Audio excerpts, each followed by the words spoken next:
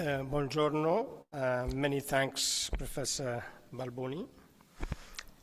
And many thanks to all of those who have contributed in one way or another in organizing this very important event here at the University of Bologna, which will definitely help raise more awareness about the Western Sahara and give more visibility to this issue.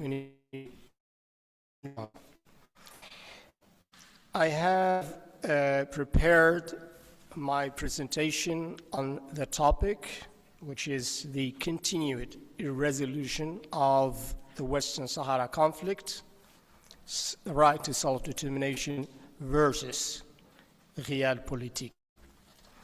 But Professor Balboni has already put on the table some issues regarding what next for the Frente POLISARIO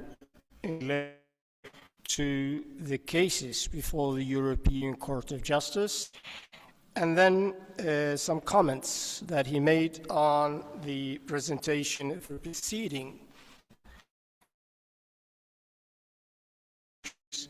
relating to the interpretation of the latest Security Council Resolution 2797, and in particular, the notion of genuine autonomy. So what I'm going to do is to read out the presentation on the issue of the continued resolution of the issue of Western Sahara, and then I will deal with these other issues, and hopefully after that we'll have enough time to engage in a constructive and fruitful exchange. The conflict in Western Sahara broke out due to Morocco's occupation of the territory in 1905, in the efforts made by regional and international actors over the past 5 decades. In the meantime, the conflict continues to pose a persistent danger for the stability and security of North Africa.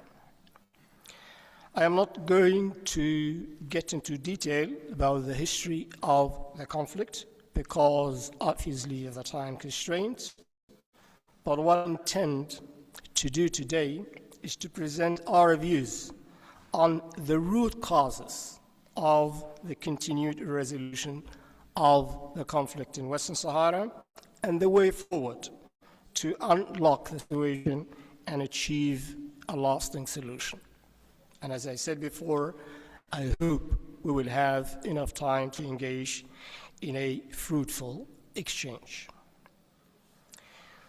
When we talk about the question of Western Sahara in its international and legal aspect, it is significant to remember the key moment when the territory was recognized by the United Nations as a non-self-governing territory back in 1963.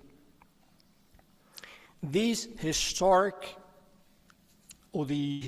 importance of this event consisted in an internationalization of the Sahrawi question, meaning the recognition of the international status of Western Sahara and the inalienable right of the Sahrawi people to self-determination in line with General Assembly Resolution 1514 of 1960, to which reference has already been made, and other relevant resolutions. However, the Sahrawi people have not been able to exercise their right to self-determination over 60 years, which leads us to ask why the decolonization of Western Sahara has not taken place yet, despite the clear international status of the territory. The answer is quite complex, and time does not permit us to delve into it. What we can say as a general observation is that the United Nations is currently facing a profound and unprecedented crisis that threatens the very foundations of the organization as a guardian of international law, peace, and security. This crisis is manifested, among other things, in the growing gap between international law and its application in certain situations, and the inability of the Security Council to enforce its decisions.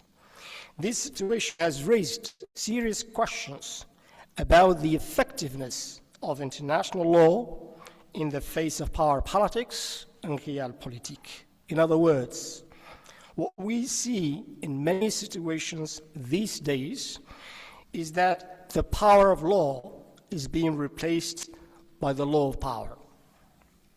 However, despite its inherent imbalances and limitations, the United Nations remains the guardian of international status of Western Sahara as a decolonization issue, the right of the Sahara people to self-determination and other associated rights.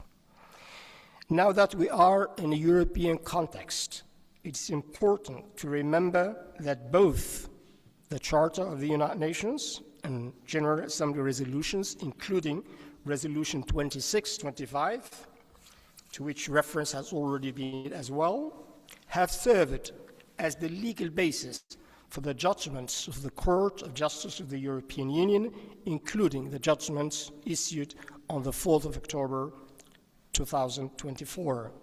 And as you know, the judgment reaffirmed the separate and distinct international status of Western Sahara and the right of the Sahrawi people to self-determination and to permanent sovereignty over their natural resources.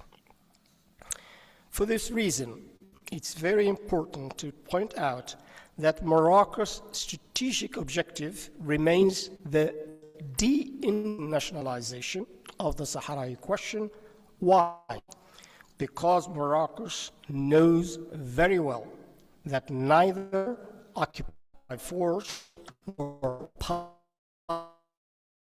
granted the international legitimacy that only the United Nations represents.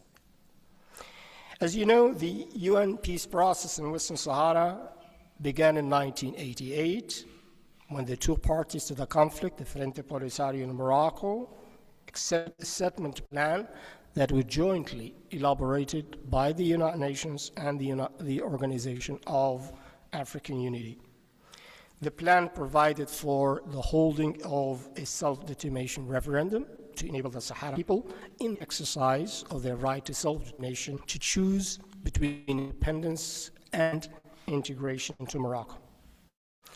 In April 1991, the Security Council established under its authority the United Nations Mission for the Referendum in Western Sahara, MINURSO, to monitor a ceasefire which came into effect in September 1991 and to hold the referendum.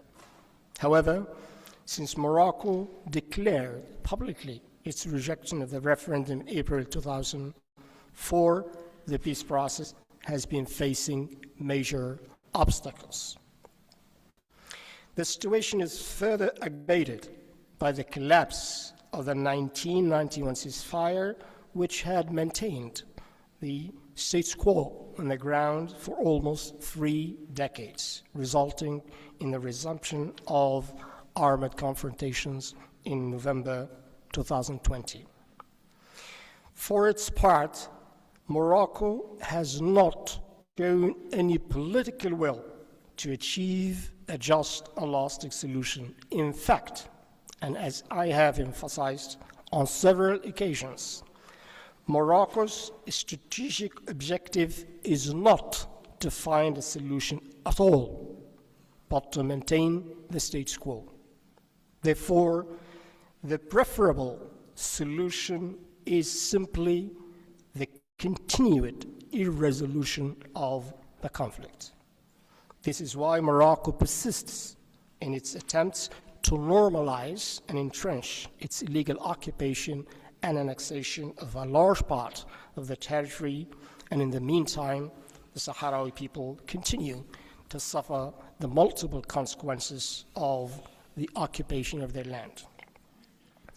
Now, what makes things more complicated is that the Security Council, which is, as you know, the main organ responsible for maintaining international peace and security, and under the influence of countries such as France and recently the United States of America, has been gradually shifting the center of the gravity of the peace process from the well-established framework of decolonization towards the sphere of realpolitik.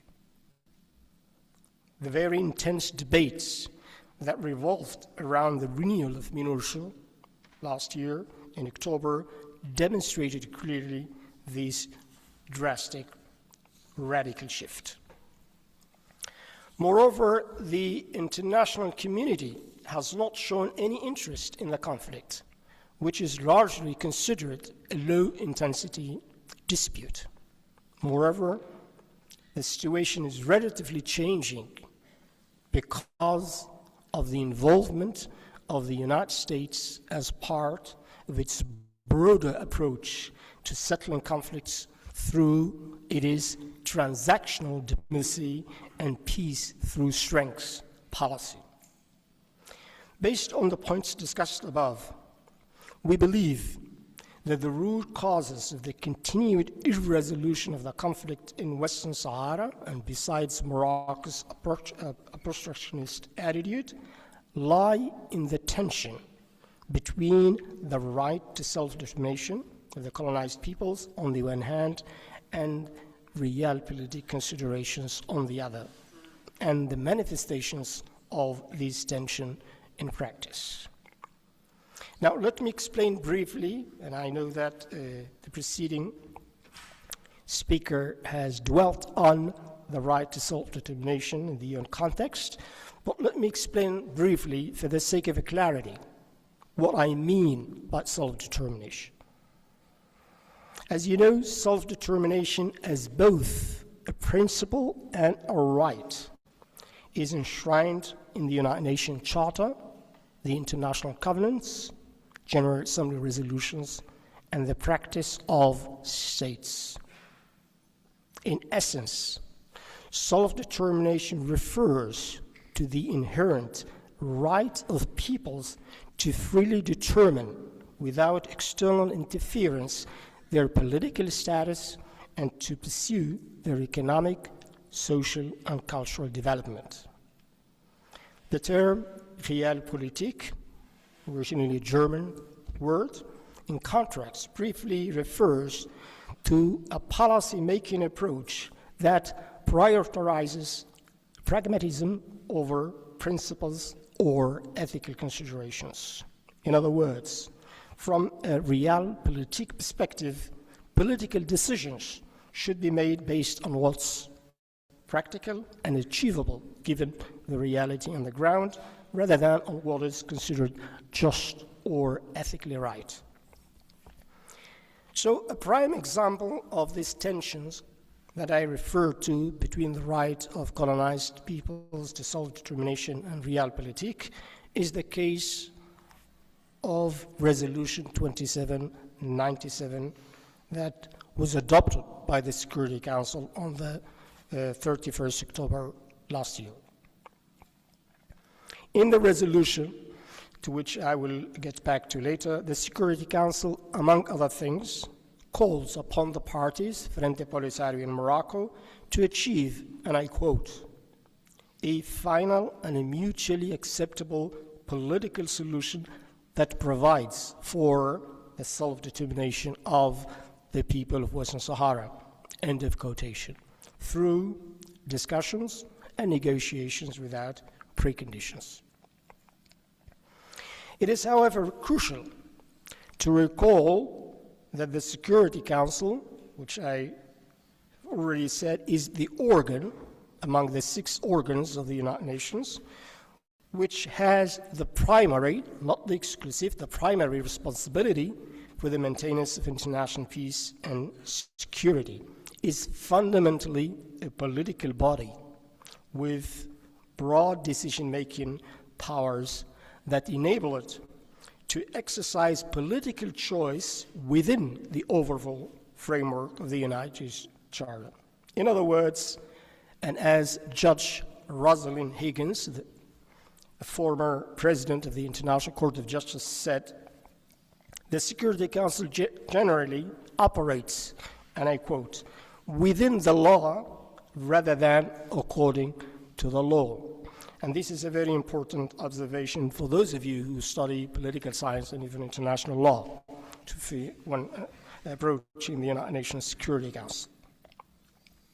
This means that the Security Council is expected to operate within the limits of established international legal terms, but it's not required to strictly comply with applicable and predetermined legal rules in every instance, because as a political body, its actions are often guided by political considerations and interests rather than anything else. And this is a very important fact about the Security Council that we should always remember. No doubt, direct negotiations between the two parties are essential for reaching a peaceful and sustainable solution to the conflict.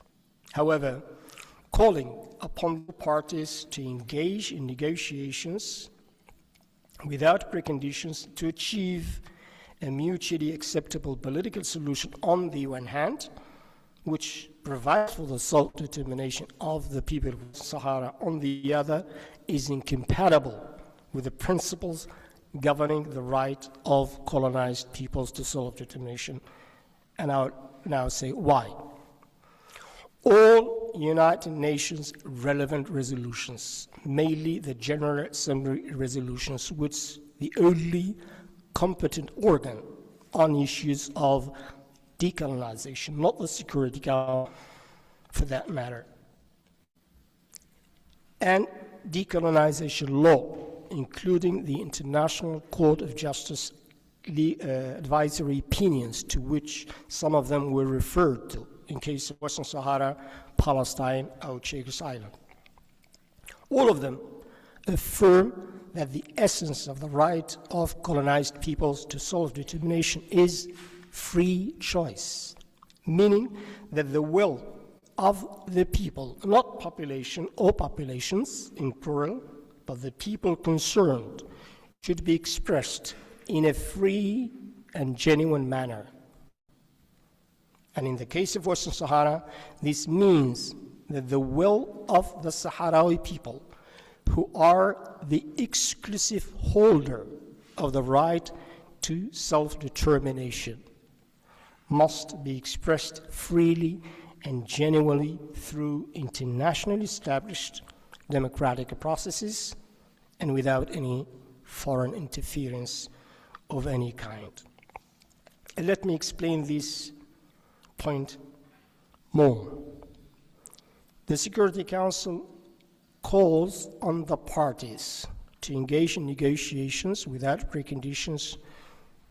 For what purpose? To achieve a mutually acceptable political solution that provides for the right of the Sahrawi people to self-determination. Now, who is the holder of this right? Not the parties, not the occupying state of Morocco, or even the Frente POLISARIO for that matter. It is the Sahrawi people who are the exclusive holder of the right to self-determination as we know it, based on the United Nations relevant resolutions. So it is the Sahrawi people who should decide, not the parties.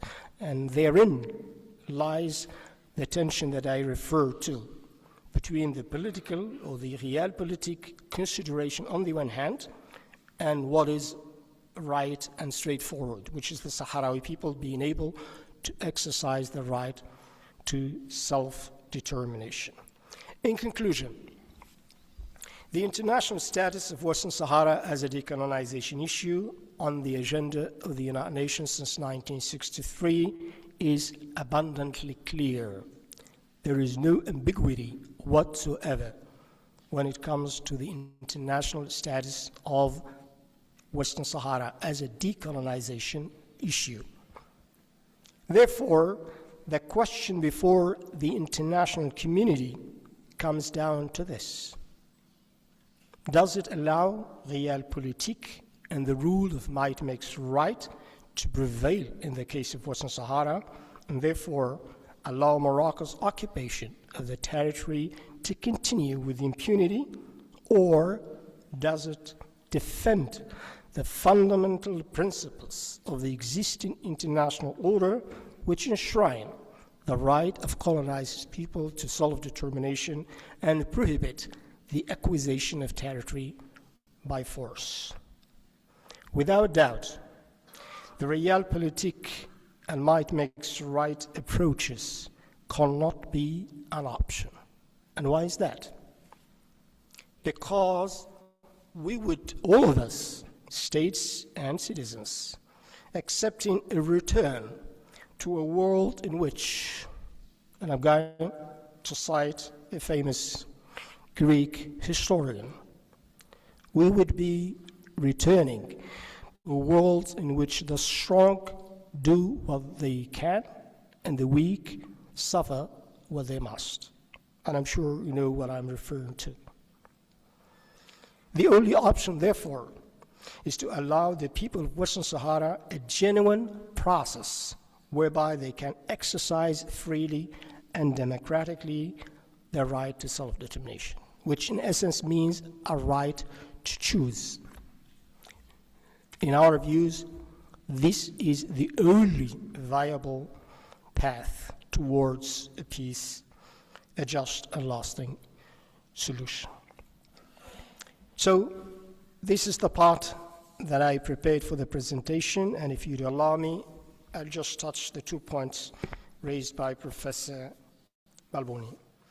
What next for the Frente POLISARIO is to continue this legal battle to defend our inalienable rights to self-determination and permanent sovereignty over our rights. We're fully aware of the realpolitik considerations entertained by the European Commission and the European member states reflected in their statements and actions, but the law, the international law, the European law are on our side.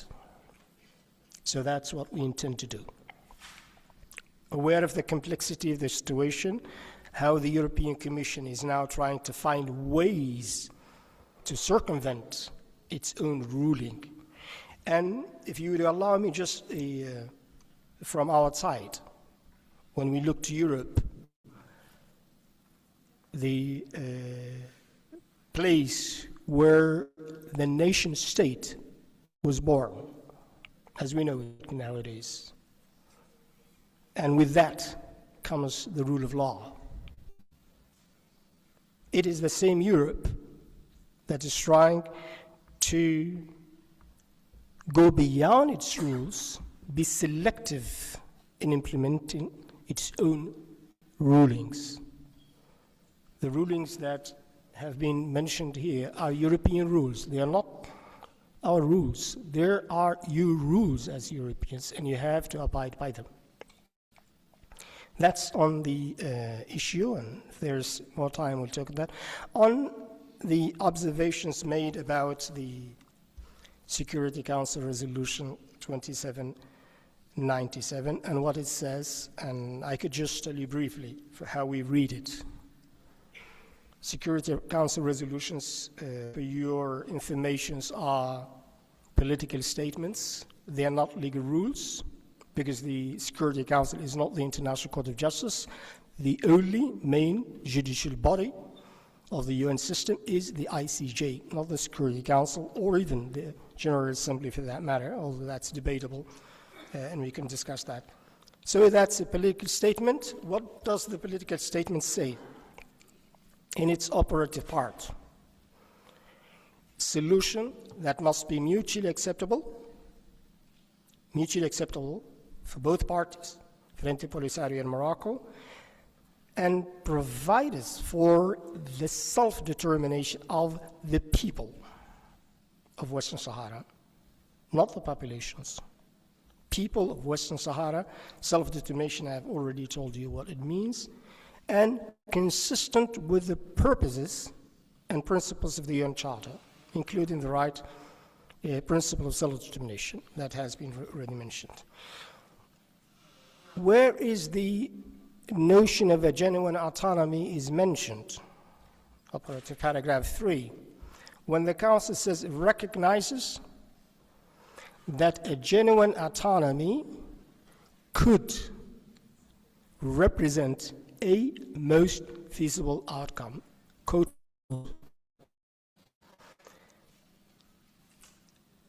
I know that I'm not talking to native speakers, but those of you who have studied English,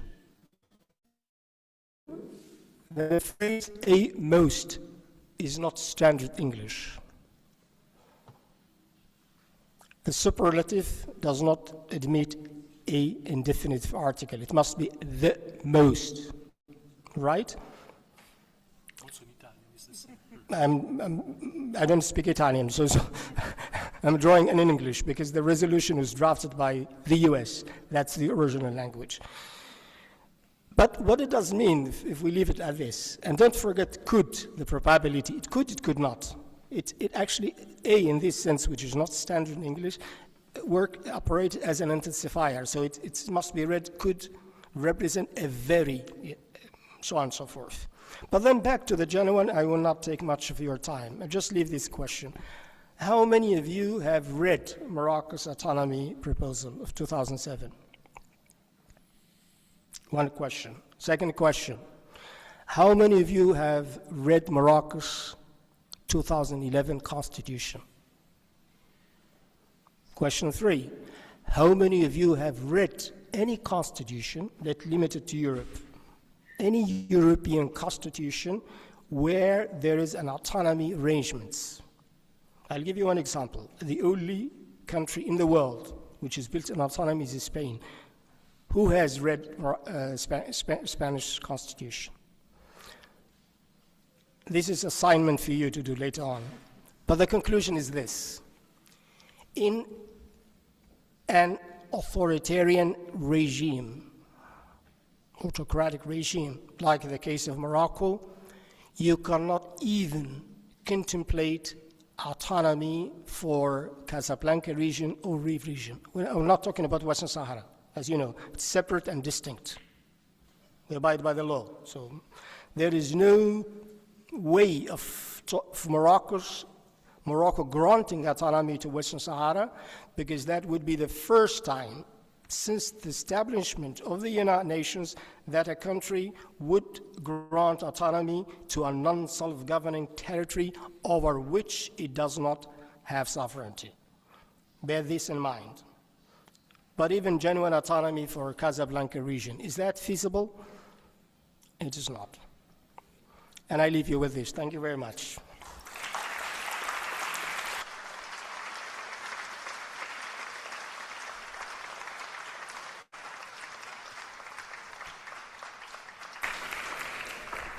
Bene.